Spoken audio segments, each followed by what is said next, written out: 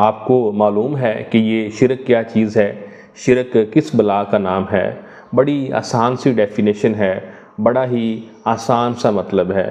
اللہ کے سوا کسی اور کو مدد کے لیے پکارنا، اللہ کے سوا اپنی ضروریات، اپنی حاجات کسی اور کے سامنے رکھنا، اللہ کے علاوہ کسی اور کو اپنا حاجت روا سمجھنا، اللہ کے علاوہ کسی اور کو بگڑی بنانے والا سمجھنا، بس یہی شرک کی ڈیفینیشن ہے۔ بڑی آسان ڈیفینیشن ہے۔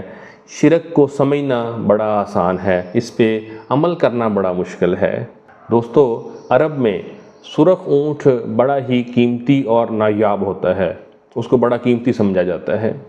ہمارے نبی کریم صلی اللہ علیہ وسلم نے فرمایا کہ اگر کوئی ایک بندہ بھی آپ کی وجہ سے، آپ اس کا وسیلہ بنے، آپ اس کی وجہ بنے، ایک بندہ بھی اگر سیدھے راستے پہ آ گیا، اگر ایک بندے کو بھی حق سمجھ آ گیا تو سرخ اونٹوں سے زیادہ بہتر ہے، سرخ اونٹوں سے زیادہ بہتر ہے۔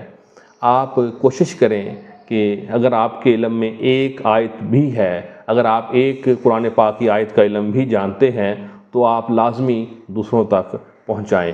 یہ آپ کی بھی ذمہ داری ہے اور میری بھی ذمہ داری ہے۔ اگر آپ چاہتے ہیں کہ دین کا پیغام، قرآن و حدیث کا پیغام دوسروں تک پہنچانے میں آپ کا حصہ شامل ہو جائے تو ہماری ویڈیو کو لازمی شیئر کیا کریں تاکہ ہمارا پیغام زیادہ سے زیادہ لوگوں تک پہنچ سکے۔